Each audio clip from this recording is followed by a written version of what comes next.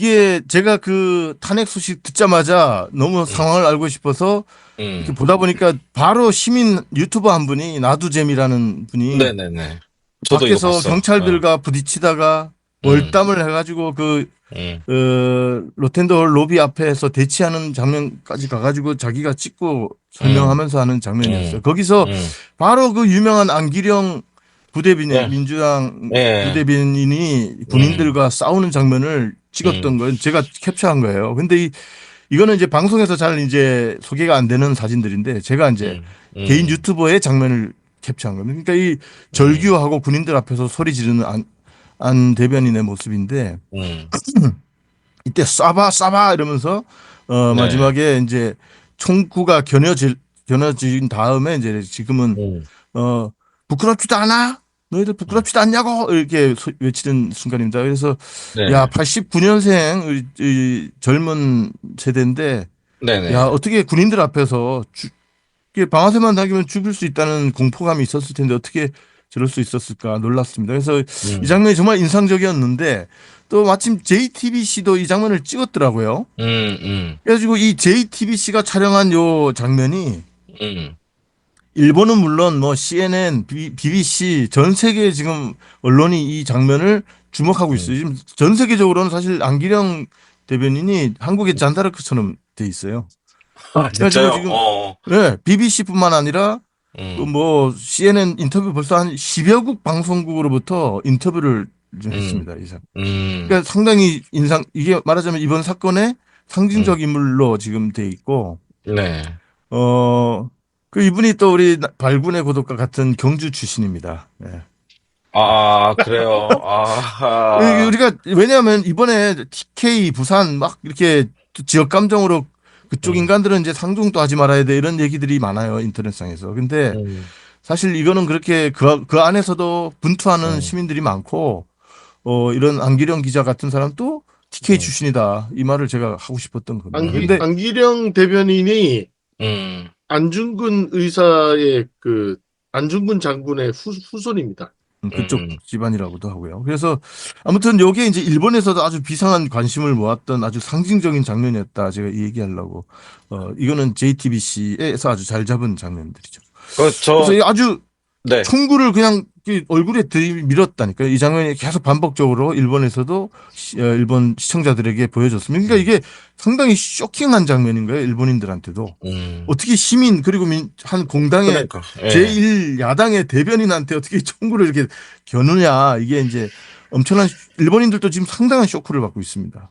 아, 여기에 관해서, 그럼요. 어, 이게 계속 이 전체적인 장면 또 안기령 장면 해가지고 음, 계속 반복을 해요. 이렇게 토론을 하고 음, 이러면서도. 음, 그러니까 음, 안기령이 뭐 한 시간 동안에도 수십 번 나오는 거야.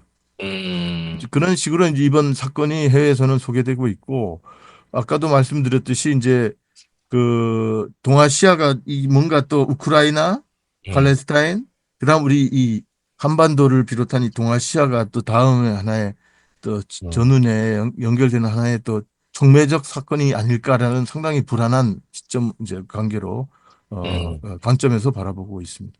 우리, 저기, 그 홍 관장님, 죄송한데, 그, 안기령 대변인이 뉴스 공장에 나와서 얘기하면서 이제 되게 눈물을 흘리면서 얘기한 것도 예. 있죠. 예. 그거 잠깐만 한 40초 정도 되거든요. 보고 가도 될까 예, 싶은데. 예, 잠깐 보여주세요. 예, 네, 제가 저 공유 좀 음, 꺼주시죠. 네. 그래서 제가 이걸 보고 저도 너무, 그, 뭐라 그래야 돼요. 우리식으로 말하면 은혜 받아가지고. 우리 그 음, 90년대 그래도 음, 그 약간 운동권 문화가 남아 있을 때 마지막 끝물이었던 우리 네, 세대하고 이렇게 네, 연결되는 느낌 같은 게 있더라고요. 네, BBC에서도 이제 울컥하는 장면이 한 번 있었죠. 화 운동을 직접 겪은 세대가 아닌데 이번에 이런 일을 겪으면서 선배님 세대들에 대한 정말 빚을 졌다라는 생각을 정말 많이 했습니다. 내가 태어나서 당연하게 누려왔던 자유가 당연한 것이 아니었구나라는 생각을 정말 많이 했습니다. 그리고 그 아픈 경험을 가지고 계신 어른들께서 과거의 경험에도 불구하고 다시 거리로 나와주셔서 함께 해주시는 거에 대해서 정말 감사드리고 국민의힘 의원들은 정말 탄핵안 표결에 동참을 해야 합니다. 내란죄 공범이 되어서는 역사의 죄인이 되어서는 안 될 것입니다. 제가 1989년생이라서 아, 지금 봐도 울컥하네요. 어, 네, 참. 네. 그래서 이런 이제 이게 제가 그 계엄 선포된 다음 날 아침 9시 17분에 이제 영상인데요. 네. 그래서 이제 이렇게 혼란스러운 대치 상황 아주 그냥 반복적으로 보여주고 있고 이 가장 주범으로서 김영현 국방부 네네. 장관 의 모습도 반복적으로 비춰지는데 아주 간신배상이죠. 아, 뭐 생긴 거 어. 갖고 그러지 맙시다. 적어도. 여기도 다 아, 진짜. 여기도 조폭상도 많고 그러니까 우리 그런 얘기는 하지 맙시다.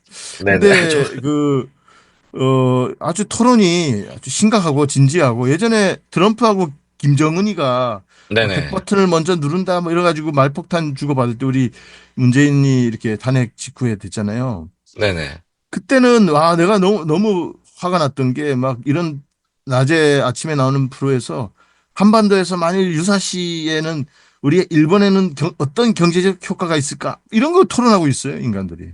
아, 와 내가 그때 너무 열받쳐가지고 네. 그러다가 문재인이 이렇게 집권하면서 이렇게 풀어가는 과정을 보니까 약간 좀 또 멘붕 오는 그런 과정이 있었는데 지금은 이제 러시아 전쟁, 러시아 우크라이나 전쟁은 일본이 러시아하고 대치를 하고 있기 때문에 상당히 자기네 문제하고 연결될 생각해요.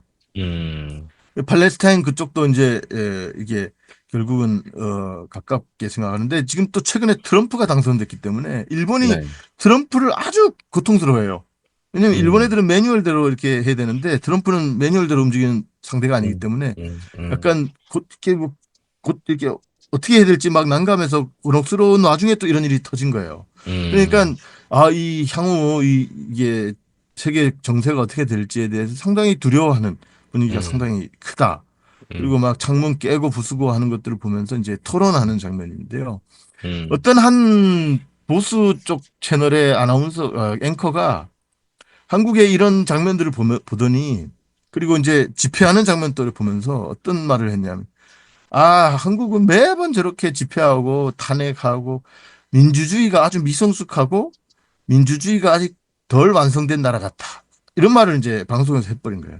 어떤 새끼가 누가 나오라 그래. 그러니까 예. 엄청나게 많은 시청자들로부터 비난을 받았고 방송국에 이제 비난이 쇄도하면서 네. 저 민주주의도 모르는 놈이 저 뭔 소리 하냐 하면 개소리 한다고 이제 막 이렇게 헐. 비난이 네. 폭주해서 공개적으로 사과하는 일이 있었습니다. 음. 근데 지금 제가 본 이 채널은 제가 이제 가장 그래도 신뢰하고 보는 아사히 TV 채널이에요. 네네. 아사히 신문이 일본에서 가장 그래도 우리로 치면은 이제 JTBC 같은 이미지고 신문으로 따지면 한겨레 같은 경향신문 같은 이제 이미지인데 여기 이제 보다 보면은 이제 그 타마가와라는 사람이 나와요. 잠깐만, 요 사람이 누구? 네. 지금 왼쪽 아래에 있는 사람이 아주 아, 예. 진보적 패널로 아주 아사히 신문 기자 출신이에요. 근데 이 사람이 이제 그런 문제가 논의될 때 이 말을 한마디 하더라고요. 일본인들이 너무 모른다. 일본인들은 단지 GHQ에 의해서 민주주의가 주어진 것에 불과하고 우리 힘으로 민주주의를 이렇게 얻고자 노력한 적이 없는 나라다. GHQ가 하지만 GHQ 그 극동군 사령관 메가더 장군이 와가지고 예. 일본을 점령해서 우리 일본에게 신평화 헌법을 주면서 우리는 그냥 그 민주주의를 거저 받은 것. 그 전까지는 완전 히 군국주의 파시즘이었잖아요. 네네. 우리가 그 민주주의를 얻기 위해서 어떤 노력을 했냐 이 얘기를 이제 하는 거죠. 그러면서 하지만 한국은 그 우리 식민지 시대 때 3.1운동 때부터 시작해서 그 해방 이후에도 이승만 독재를 거치며 4.19 또 5.18 6월 항쟁 등을 거쳐서 수많은 피를 흘려가면서 쟁취해온 피해 역사 속에서 얻은 민주주의인데 그거를 일본 사람들은 너무 모른다 이 얘기를 역설을 하더라고요. 그래가지고 그거는 정말 그래도 이 와중에도 그 일본이 막 그 우익적 그 목소리만 가득 찬 게 아니고 이렇게 좀 균형 맞추는 저널리스트들이 있다 이런 말씀도 좀 드리고 싶고요. 네네. 그리고 이제 원래는 지금 내년이 한일 국교 정상화 60주년입니다. 그니까. 오기로 했다 안 왔잖아, 이지바. 옛날 예. 박정희 때도 한일 회담 반대 시위 때문에 계엄령을 그때 선포했었거든요. 네. 최초의 계엄령은 이제 4.3 음. 진압을 지시하니까 여수 순천에 군인들이 저항해서 그거 군인들 진압한다고 이승만이 처음 계엄령을 48년에 한 게 최초의 계엄이고 그 이후로 17회 있었죠. 네. 근데 그때 그 박정희가 그때 그 반란군 반대했었거든. 최초의 계엄. 정말 역사라는 게 아이러니하죠. 근데 이제 그런 그 계엄의 이제 역사 속에서 늘 이 계엄이라는 그 말 자체가 사실 일본 법률 용어고 일제시대 때 여러 번 계엄이 이 일본 내에서도 있었어요. 대표적으로 작년이 1924년 간동 대지진 100주년이었잖아요. 네. 그때 이 혼란스러운 그리고 정부를 향한 시민들의 항의와 이 분노가 수습이 안 되니까 이 새끼들이 계엄령을 딱 발표한 거예요.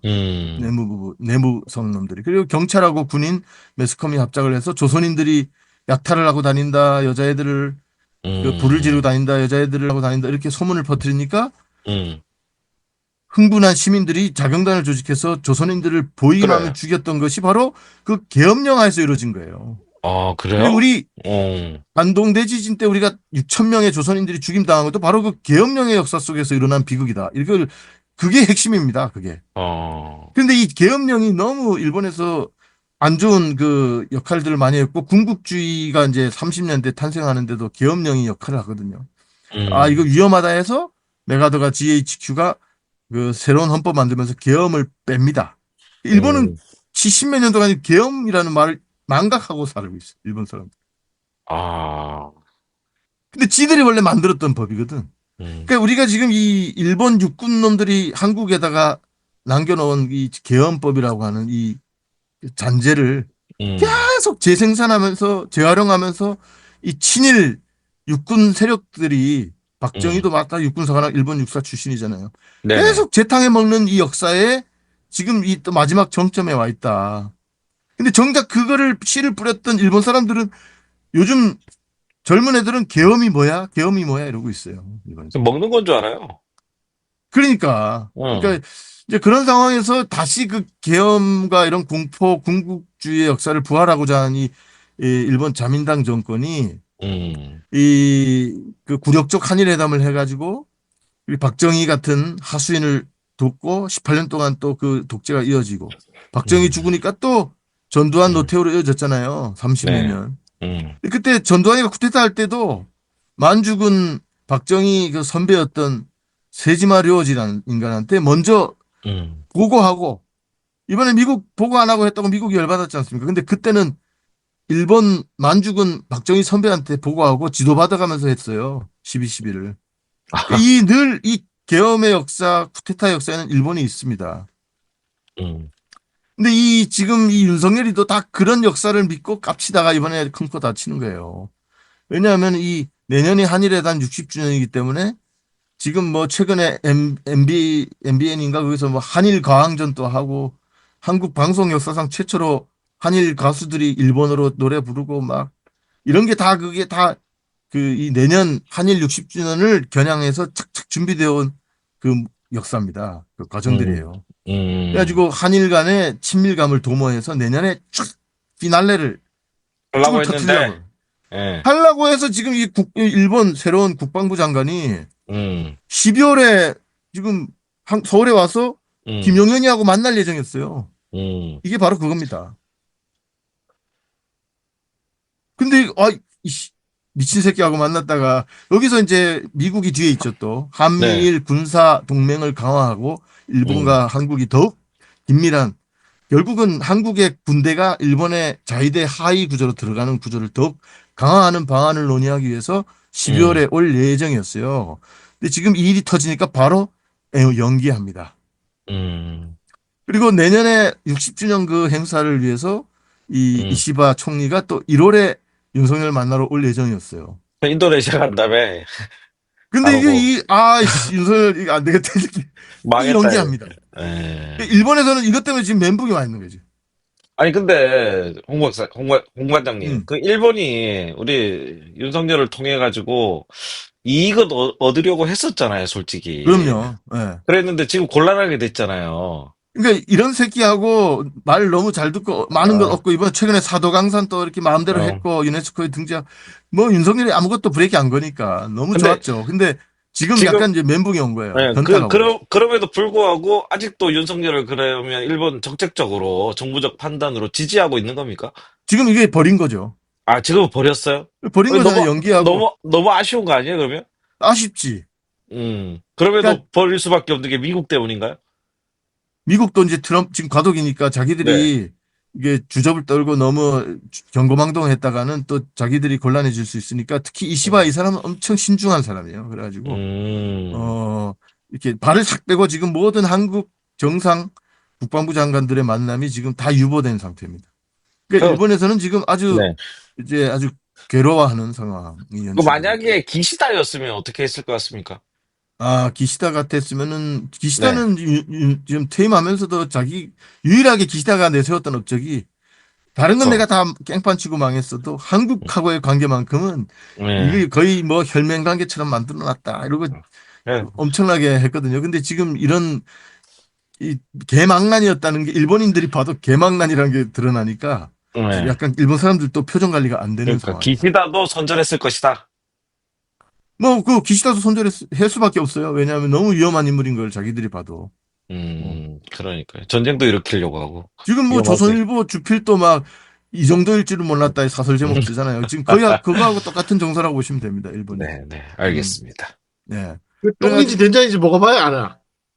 에휴. 그러니까 이게 그러니까, 자기들 있는 동안에 사고만 안 치고 뽑아 먹을 음, 건 충분히 뽑아 먹고 내년에 음, 탁 폭죽 터트리고 이제 아마 독도를 한일이 음. 공동 경비한다 뭐 이런 것까지 가는 게 내년에 그 목적이었는데. 목표였을 거예요. 그러니까 하나님이 이 나라를 사랑한다니까. 가만 보면.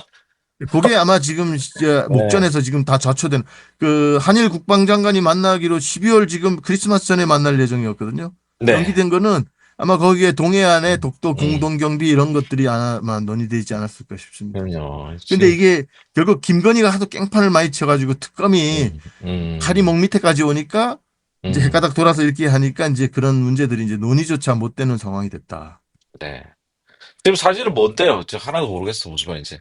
근데 이게 보면 계엄령은 해가지고 음, 계엄령에 음, 대한 이제 소개들을 쭉쭉 하고 있고요. 음, 음, 어, 뭐 장관들이 다 사의 표명을 음, 했다. 음, 이거는 음. 이제 다 내뺀다 이거죠. 이제 내 뺀다. 난파선에서 이제 생쥐들이 뛰어내리고 어. 있는 모습을 소개하고 있고. 공반장님, 우리 박사님으로서 조금 고급스러운 표현 아유 뭐 아주 부탁드리겠습니다. 고급 내 문학적 표현을 뺀다가 뭐야, 내 뺀다. 아유 고급스러운 문학적 표현이죠. 지금 한강의 노벨상 수상에 좀 걸맞게 지금 문학적으로 네, 지금 표현하고 있는. 알겠습니다. 예, 예. 네. 그래서 이제 그 저기 국가안보실장부터 다 사의 표명했다 지금 이런 얘기 음, 나오고 그러니까 지금 음, 이 정부는 지금 마비 상태가 되고 있다 이거를 지금 음, 설명하는 장면이고요. 그리고 음, 시민들이 쏟아져 나오고 있다. 음, 근데 아까 그런 이제 말도 안 되는 얘기를 한국은 늘 시끄럽고 불안하고 무질서하고 이런 식으로 일본 매스컴이 늘 얘기해요. 음, 우리의 그 질서 있고 100만 명이 모여도 아무 사고 안 나는 그런 음, 그 시민 의식에 대한 평가를 안 하고 음. 저 아직도 동남아 무질서한 나라 같다라고 애써 공감. 얘기하는데 그래도 네. 이렇게 타마가와 같은 이런 음, 그 저널리스트가 그런 아까 같은 얘기를 하는 거예요. 이 사람이 이제 교토대 출신인데 음. 네. 이게 교토대가 이런 좌파 저널리스트나 학자들의 양산을 하는 곳이에요. 그러니까 아, 아베가 아주 싫어했죠. 어쩐지 교토가 좋더라, 나는. 예. 교토대가 왜 그러냐면 네. 옛날에 메이지 유신으로 이 천황을 음, 뺏기고 수도를 뺏겼잖아요. 네. 아, 1000년 이상 그렇지, 자기들이 그렇지, 수도에 그렇지. 그거에 예. 대한 분노가 있고 그러다 보니까 아, 도쿄에서 뭐를 정하면 아, 일단 반발심이 일단 강한 사람들이 많아요. 예. 아, 음. 그런, 또, 예. 그러다 보니까 이제 그 좌파들이 거기에서 자유롭게 음, 활동한. 요새 이 44년 만에 계엄령에서 음, 이렇게 자세하게 리포트를 해요. 거의 뭐 한 음. 시간 가까이. 아침 방송이네요, 이거. 근데 아침 방송. 예. 예. 쟤네들은 저 판넬에다가 저렇게 꼭 해야 되나? 아직 아날로그에 여기도 머물러 있어. 예. 그래도 프린트 미치겠다. 잘했네. 꼭, 그, 뭐야, 패널 같아요. TV 예, 같네. 예, 재밌죠. 예. 그래서 아까 얘기한, 우리 서울의 봄 얘기가 나왔는데, 일본에서도 이 영화에 음. 상당히 주목을 하고 있습니다. 그래서, 음. 마침 영화상 또 타고 있고, 보세요. 이런, 문화적인 상황에서 젊은 층들이 이걸 많이 봤는데, 이런 것들이 지금 아카데미상 또 영화가 받고, 노벨상도 받고, 이런 문화적 자긍심이 높아진 상황에서 음. 이런 일이 터지니까 한국인들이 좀 어이없어 한다. 그리고 어떻게 이 44년 전의 일이 이렇게 재현되는가에 대한 지금 분노가 있다. 이런 얘기를 이제 설명하는 장면이고요. 여기서 이제 전대가리가 이렇게 또 나옵니다. 저기요, 조금 고급스러운 표현 다시 한번 부탁드리겠습니다. 예. 여기서도 쿠데타란 말을 많이 쓰고 있고요. 일본에서도. 네네. 여기서 바로, 혁명이란 말을 써주세요. 뭐, 성공하면 혁명이다. 뭐 이런 말을 전두환이 하는 장면들 이런 것도 이제 내보내면서 한국의 반복되는 계엄 그리고 반복되는 쿠데타의 역사 이런 것들을 이제 설명하는 장면들입니다. 네. 근데 여기서 이게 이거는 좀 그 다음 날에 그 탄핵을 이제 내고 탄핵 표결이 있기 전날에 화면을 제가 찍은 건데요. 와, 사진을 어떻게 저기 구했지? 예. 예. 아 내가 찍은 거라니까. 못되게 내가. 생긴 걸 왜? 아니, 저 그냥 방송에 사진. 봐도 이게 저 얼굴이 아주 그러니까. 거의 그 조폭 그 오야붕처럼 생긴 걸 또 구했어. 그러니까. 근데 여기 게이오 대학의 니시노 교수라는 사람 이제 한국통인데 한국에 네. 유학도 와 있던 사람이에요. 이 사람이 이런 말을 합니다. 탄핵 가결이 되는 것보다 부결이 되는 쪽이 한국 사회의 혼란이 더 커질 가능성이. 그 예, 당연한 거 아니야? 그렇지. 그러니까 이렇게 일본 사람들한테 소개하고 있어요. 그래서 하나 말하는 소리인데. 야당은 이거. 탄핵안 제출을 계속 이어갈 것이며 국민들 속에서는 그 퇴진을 요구하는 데모가 더욱 확산될 거예요. 보수 세력을 지지하는 국민들 집회도 이런 그 반면 그 반작용도 있기 때문에 사회가 좀 혼란스러워질 것 같아 이렇게 진단하고 있는데 그 안정을 위해서는 가결이 돼야 한다라는 논조였어요. 그러니까 일본도 전체적으로 윤석열 얘는 완전 또라이다. 얘는 이제 빨리 탄핵시켜서 없애야 우리 이제 지금까지 뽑아먹은 걸로 좀 만족해야겠다. 더 이상 얘하고 뭐 거래했다가는 큰일 나겠다 이런 분위기에 나보다 분노가 더 올라오는데 나는. 이쪽은 그 네. 이코노믹 애니멀스이기 때문에 일본은 늘 그런 식으로 이렇게 이코노믹 애니멀스라고. 옛날부터 대단합니다. 일본인을 그렇게 불렀죠. 이건 이제 매불쇼에 올라왔던 화면인데 제가 오정현 목사 나왔는데. 예, 근데 제가 이제 네. 아까 얘기했던 나두재미라는 분의 지금 화면 보이나요? 네, 보입니다. 요거를 이제 화면을 보다 보니까 이분이 월담을 하려고 계속 여기까지 갔다가 여기 왔다 갔다 이게 경찰이 좀 한산한 데를 찾느라고 왔다 갔다 하더라고요. 그 장면을 보고 있는데 한순간 여의도 순복음교회가 딱 보이는 거야. 그러니까 내가 이번 이 사건의 그 교회사적 의미를 여기서 이제 딱 포착을 하게 된 거죠. 그래, 그래서 교회사적 의미 갑시다. 예. 이 난리가 난 이 상황에서도 여의도 순복음교회는 이 휘황찬란한 네온 사인과 이 십자가를 하고 있지만은 그 중간엔 태극기가 있고 여긴 경찰 경찰이 병력 있고. 이 기독교와 이 경찰 병력 사이의 태극기 이런 뭔가 이 장면 속에서 혹시 이번 뭔가 기독교와 관계 있지 않을까 이런 생각이 들면서 홍승표 목사하고 홍두깨랑 정보를 주고받는데 네. 딱 이 계엄사령관에 임명된 박한수 육군 참모총장이 이 독실한 기독교인인 거예요. 그리고 이 말도 안 되는 이 포고령 맨 밑에 처단한다 이러고 했던 이름을 올린 그러니까. 박한수 이 이름 바로 여의도 순복음교회 안수 집사다. 이거는 이제 바로 홍두깨 목사가 저한테 알려준 거죠. 처단의 정확한 뜻이 뭡니까? 예? 처단. 처단이라면요. 처단은 아니, 죽인다는 거예요. 아니, 그러니까 그러니까 보통 일본에 이 말을 듣더니 제 아내도 처단이 뭐야 이러더라고요. 근데 그러니까. 한자어잖아요. 정확한 한자어인데 뜻이. 일본에서는 처분이란 말하고 음. 처벌이란 말하고 처형이란 말로 이렇게 강해져요. 그 처형이 주의로. 처형까지는 알겠는데 처단은 뭐냐. 내가 처형, 처분, 처벌, 처형 그 위에가 처단이다 이렇게 설명하니까 감이 안 온다는 거예요. 그래가지고 이미지가 안 떠오르는데 제가 아내에게 프랑스 혁명 때 그 갤로틴 그러니까 단두대를 뭐지? 예. 떠올리면 될 것이다. 이렇게 이래. 아, 그 뜻이에요, 정확하게. 죽인다는 뜻이잖아. 아니 처단이란 거는 국어사전 제가 가서 찾아보니까 네. 그 예문이 있잖아요. 음. 예문에 이런 게 예문이 나요. 해방 이후 매국노를 처단해야 한다는 목소리가 높아졌다. 뭐 이런 말이 나요. 매국노 다음에 오는 말이 처단 이런 말이. 그러니까 이게 이제 한국과 가장 세력. 극단적 어떤 처우. 그러니까 이거는 즉결 처분 말하자면 즉결 그치, 처형. 즉결이란 말이 앞에 붙는 그 어떤 처분이나 처형. 예, 그거를 뭉뚱그려서 한국 사회 안에서 처단이란 말이 생긴 것 같아. 어떻게 이런 표현을 쓰나? 의사들도 일본에서는 처단한다 그랬잖아. 예. 그 일본에서는 안 쓰는 말이더라고. 저도 그 좀 놀랐는데 그러니까 한국이 약간 극단적인 표현들을 만들다 보니까 발생한 하나의 한자 조어가 아닌가 싶어요.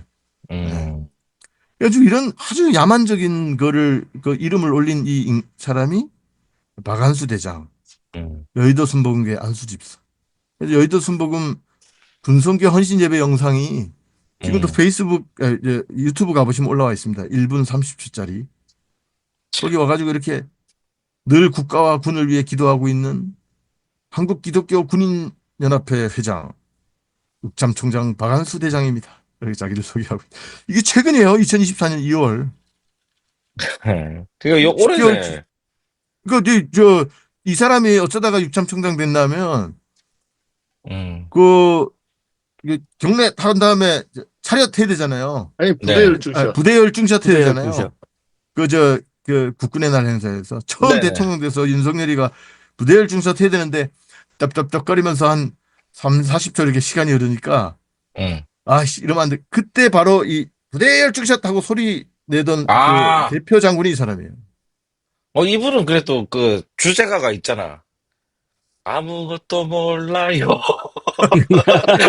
정말 몰라요. 그래서 아무튼 예. 이 박안수가 그때 국군의 날에서 네. 궁지에 몰리고 개망신 떨 뻔한 윤석열이를 구해줬구나. 일등 공신력이 됐다고 해서 특별히 기억을 하게 된 거예요. 또 김건희가 또 기억을 해서 그 원래 육참총장감이 아닌데 갑자기 벼락 출세를 한 거예요, 이 사람이. 야. 그래가지고 우리 근의 든든한 후원자이신 여기서 바로 또 이영훈이 나옵니다. 여의도 순복음교회 이영훈 목사님. 참 감추고 싶은 걸 잘도 당신들은 찾아내가지고 보여주네. 장병 사생관 확립에 기여해 주신 이게 사생관이란 말 무서운 말이에요. 이게 뭔지 아세요? 그거 생활관 아니에요? 죽고 사는 문제에 대한 관념인 거예요. 죽고. 저 생활관 이런 거 아니에요? 사생. 사생관. 나 그런 거 줄 알았네. 미치겠네. 장병들이 전쟁에 나가서도 이 전쟁은 정의로운 전쟁이요. 그는 이제 의전 개념이라고 홀리워 개념 있죠. 성전 개념을 주입을 시켜서 애들이 나가서도 자신의 죽음을 무릅쓰고 그 죽음을 두려워하지 않는 군인이 되게 하는데 우리 기독교 군인 군목들이 열심히 해주신데 이런 얘기 아주 무서운 얘기예요 이게. 근데 이게 뭐냐면 우리 일제 말기에 그 가미가제 자살 특공대 천황을 그래. 위해 목숨을 버리면 너는 신이 되어 야스쿠니 신사로 돌아올 거야. 이러면서 그 죽음을 독려하고 그걸 영광스럽게 생각하면서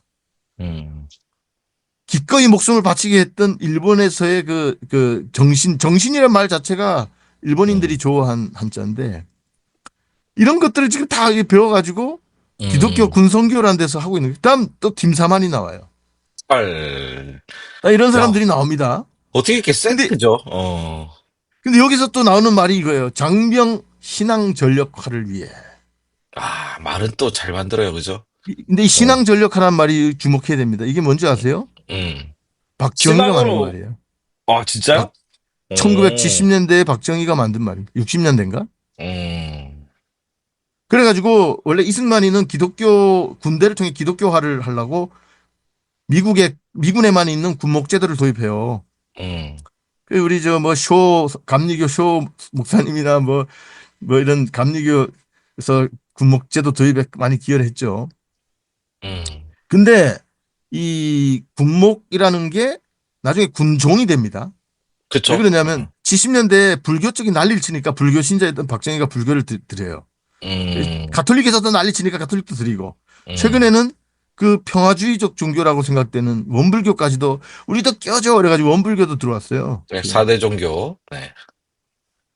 근데 저는 아주 그러면서 이제 군목이라는 게 이제 군종병가로 이름을 바꾸는데 음. 그러면서 박정희가 이거를 이제 신앙심이라고 하는 그 개인의 종교성을 우리 전투력 극대화에 이용해야겠다라는 개념으로 신앙전력화라는 말을 도입을 해가지고 군종 목사, 군종제도에 대해서는 좀 교회사적으로 상당히 이의가 있는 사람이에요, 사실은. 그 문제를 제가 근본적으로 지금 지적해야 하는 것이기도 한데 바로 이게 박정희가 친필로 썼던 신앙전력화라는 희호입니다. 1976년 바로 우리가 태어나던 해. 아, 진짜 박정희가 쓴 있네. 거예요. 예, 네. 저 말이. 그래서 이걸 전군에 배포하면서 불교 신자는 절에 가고 군대 법사에게 가고 이렇게 다 가서 기도하고 기꺼이 나라를 위해 목숨을 바치는 거를 거기서 위로를 얻고 전사하는 것을 용기 있게 각오하는 그거를 얻고 오는 그래가지고 이 개개인의 신앙을 군대 전투력 함양에 전력화에 이용하는 아주 악랄한 이게 구호예요. 안심하고 가서 죽어라. 신앙 전력화는 전 박정희가 휴요를 써준 건 1976년이고요. 네네. 언제 그걸 도입했지? 기독교, 천주교, 불교의 군종장교들이 모여서 정책적으로 결정한 거는 그거보다 좀 일러요. 1972년에. 그렇구나. 네. 그때 이제 했고, 현재 이제 국방부 훈령에 보면 군정 업무에 관한 훈령이 있거든요. 네. 여기에 2조에 보면 신앙 전력화의 정의가 있어요. 아, 그래요? 네. 신앙 전력화란 역시 전문가가 다르네. 장병들이 종교 활동을 통하여 고양된 신앙심으로 부여된 임무를 완수하는 무형적인 전투력 강화를 말한다. 말은 뭐 그럴듯한데 결과적으로 하신 말이 비슷해요. 나가 죽어라. 한 쪽에 잘려 나가도 끝까지 적을 죽일 수 있는 편안하게 죽어라. 너의 그 이게- 사후는 보장되어 있으니 이거 아니야. 그렇지. 이게 그러니까 결국은 유신의 아주 유신 헌법이라는 게 일본 메이지 유신이라는 말에서 따온 거거든요. 네. 이 5.16 쿠데타라고는 박정희가 미국 케네디 만나러 가기 전에 일본 도쿄에 들려서 일본 요정에서 자신의 만주군관학교 은사와 그 만주군 관동군 활동할 때 자기와 같이 했던 그 군인들하고 만나서 그 앞에 무릎 꿇고 이번에 거사를 잘 치렀으니 저를 잘 봐주십시오. 왜냐하면 얘가 공산주의 그 전력이기 때문에 일본에서 신뢰를 안 했어요. 그래서 그 일본 도쿄에 들려서 한번 크게 보고를 치르고 인정받는 의식을 치르고 갑니다. 미국 케네디. 그때 박정희가 했던 말이 저는 늘 군인이 될 때부터 이 메이지 유신 때의 말하자면 무사들의 그 지사들의 뜻을 저는 가슴에 뼛속까지 새기고 지금까지 이 거사를 이번에 이 거사도 그 정신으로 한 겁니다. 이렇게 고백을 해요. 그걸 옆에서 지켜봤던 미국의 한 외교관이 다 기록해 놓은 기록이 있습니다. 그래서 이 신앙전력화라는 말은 바로 그 일본군의 역사, 일본 육사를 나오고 관동군으로 있었던 박정희의 머릿속에서 유신 헌법하에서 이렇게 탄생한 거다. 근데 그게 지금까지 이 망령이 아직까지 이게 남아있고 이번에 계엄사령관이 된 기독교인 박안수의 입에서도 최근 그 아까 처단이란 말이 2번 나왔듯이 아까 그 방송에서도 2번 나와요. 이 말이. 지가 안 썼대잖아. 근데 이 신앙전력화가 언제 오리지널이 뭐냐 하면 일본인들은 군대 가도 잘 가잖아요. 네. 근데 이 대만이나 조선이나 만주에 있는 애들은 왜 우리가 군대까지 가야 돼? 이래가지고 징병제가 도입된 건 1940년 뭐 그 정도거든요. 네네. 30년대부터 반발을 해요. 그래가지고 이 식민지민들을 전쟁터 보내고 싶은데 어떻게 해야 되지? 하고 조선에서 조선 총독부가 고안한 제도가 있어요. 1930년대. 그래요? 만주 사변 있고. 그다음에 뭔데? 그게 심전 개발 운동이라는 겁니다. 뭐요? 심전 개발 운동.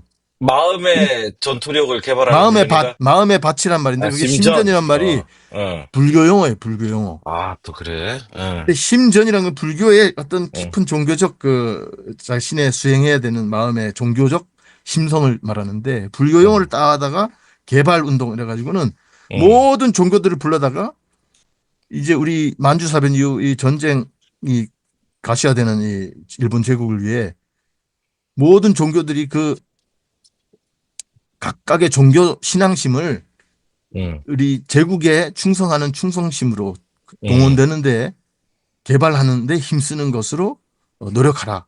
이러면서 각 종교인들을 모아서 이제 지시 내렸던 그 운동이 바로 심정개발 운동이다. 조선 총독부가 조선에서 있었던 건 바로 그게 이제 유신헌법 하에서 신앙 전력화라는 이름으로 부활했다 이렇게 보시면 됩니다. 그러니까 그래가지고 창조적인 건 없네요. 다 어디서 약간 뺏겨오고 뭐 이런 거네.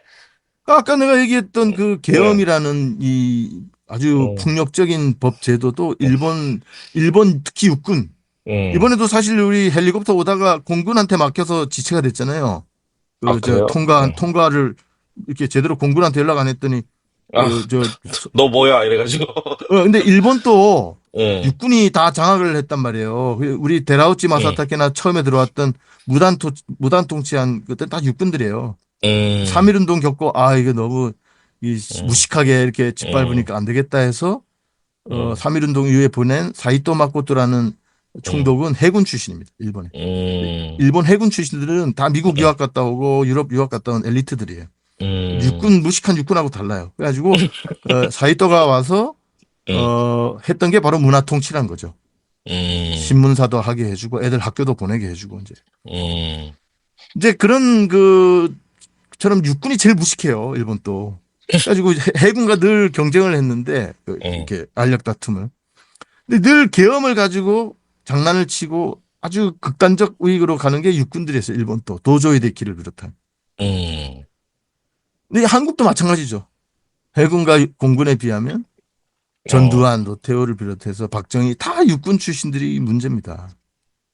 나도 육군을 나왔지만 우리 예전에 박근혜 때 박정희 십자가가 이 교회 예배당이에요. 십자가를 떼내고 그 자리에다 박정희 사진을 걸고 박정희를 이제 추도 예배를 한 적이 있죠. 2013년 박근혜 때. 그때 아주 문제가 많이 됐었어요. 맞아. 그래가지고 이때 이 기독교 목사들이 모여서 십자가 자리에다가 박정희 사진 걸어놓고 이 위대한 영웅이고 하나님이 우리에게 보내주신 메시아라고 막 하면서 강조했던 것 중에 하나가 바로 이 신앙 전력하라는 친필휘호를 군부대마다 하달하여 군복음화에 공헌하신 점. 이걸 강조를 했던 거죠. CCC 또 나왔죠 밑에. 그렇죠. 그래서 이런 이 흐름이 계속 이어지다가 최근에 이 과간수. 신앙 전력 강화 또 하고 이렇게 하죠. 그 와중에도 우리 NCC 이 산하 한국교회 인권센터는 비상한 각오로 몇 시간 만에 비상계엄 즉각 해제와 민주주의 수호를 강력히 촉구한다는 선언문을 발표를 했죠. 그게 계엄 발생하고 한국 기독교에서 제일 처음 나온 성명이에요. 그 계엄이 진행되는 중에 나왔어요. 그렇지. 아주 진행 6시간 중에 나왔어요. 그래가지고 아주 계엄회가 해제되기 직전에 나온 한국 기독교계에서 나온 아주 중요한 메시지입니다. 그러니까 이 해제하라는 성명도 역사에 남았어요. 아주 이거 정말 대단한 역사적 의미를 있는 짧지만 중요한 거라지 말씀드리는데. 우리 감신 선배님이신 황인금 목사님이 센터장님이십니다. 그래서 아무튼 제가 말씀드린 건 이 홍승표 목사가 페이스북에 올린 김윤근이라고 하는 옛날 이승만 때 여러 번 계엄이 있었거든요. 그때 엄청나게 학살들이 많이 자행됐어요. 그때 다 조병옥부터 비롯해가지고 홍승표 목사가 소개한 인물이 김윤근 이런 사람 다 연희전문학교 나온 독실한 기독교인들이에요. 서북 청년단으로 대표되는 4.3 학살 모든 그게 다 계엄하고 맞물려 있는데 기독교가 이 한국의 비극적 계엄 역사에서 한 번도 자유로웠던 적이 없다. 이승만 때부터 학살의 역사로부터 자유로웠던 적 한 번도 없다. 이번에도 제발 아니길 내가 바라면서 이 박한수 누구야? 그러다 보니까 또 여지없이 독실한 크리스찬의 군복음화 회장이고 거기서 이름 오르는 게 한국을 대표하는 여의도 순복음교회 이영훈 목사 이름, 영성교회 김삼환 목사 이름 나오고 우리, 박정희가 네. 70년대에 남겼던 신앙 전력화 얘기를 하고 있고 2024년에 찍은 영상이에요. 올 초에. 우리, 홍 반장님께 또, 빡치신 홍 반장님께 위로를 드리자면, 잘 몰랐대. 모른대, 자기를. 아니, 지금 음, 수방사령관하고 특전사령관, 네, 뭐, 다 김병주 국회의원이 찾아가니까 막 꼬리 내리면서 막, 네. 어, 경례 열심히 하고 막 예, 이렇다. 뭐 되게 저자세로 예, 예. 자기는 뭐 소극적이었고 뭐, 다 새빨간 거짓말입니다. 다 연기하는 거야. 다들 연기하는 거고, 지금 뜻한 아무것도 대로 안 몰라요. 되니까 예. 면피하려고 지금 약한 모습 보이는 건데, 이 특전사령관, 방첩사령관, 수방사령관, 그리고 음, 저 바보 같은 박안수 음, 계엄사령관 다 음, 핵심에서 다 신나서 계엄 준비하던 놈들이에요. 그렇지. 그래서 이 김용현이가 이게 또 기독교인이 아닌가 내가 찾아보니까 아직 못 찾겠더라고. 근데 갖지 마, 부끄러워.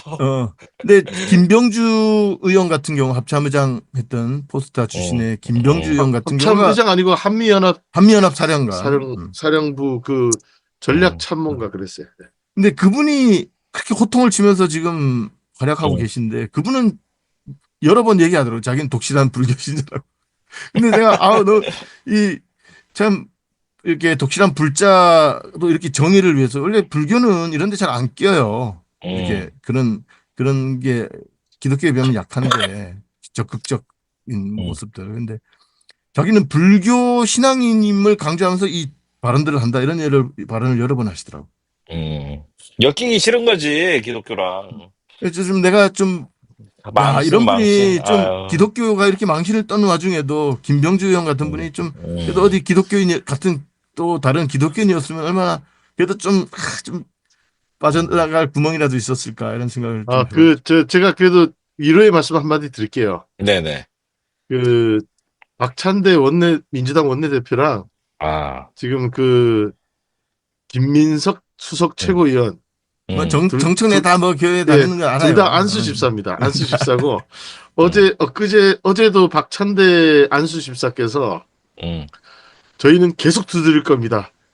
두드리면 열릴 것입니다. 이렇게 얘기하더라고요. 그래서 역시 집사님 태를 뻗는구나 그랬습니다. 그리고 그렇죠. 아까 봤던 우리 안기령 앵커 있지 않습니까? 예. 그럼 그때 말할 때, 그 은혜라는 찬양에 나오는 거, 내가 뭐죠?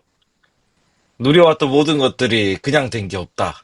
이게 가사거든요. 그분도 기독교인이 아닌가. 이렇게 스스로 위안을 한번 해봅니다. 네. 너무 억지로 엮는 느낌. 아무튼 아니에요. 그런 단어 쓰기 힘들어. 예. 윤석열이라고 하는 이 괴물 김건희 지금 사실상 V1인 V0인가요? 제로인가요? 김건희를 탄생시킨 이 과정에서 이 한국교회 아까 나왔던 원로들이 다 있다. 이게 누구냐? 확대.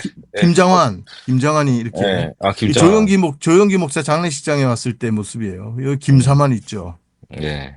여기 이제 권성동이가 있는데 다른 사진을 보면은 여기 이제 오징어. 사랑의 교회 오정현. 네. 오정현. 여기 김장환, 여기 김사만이에요.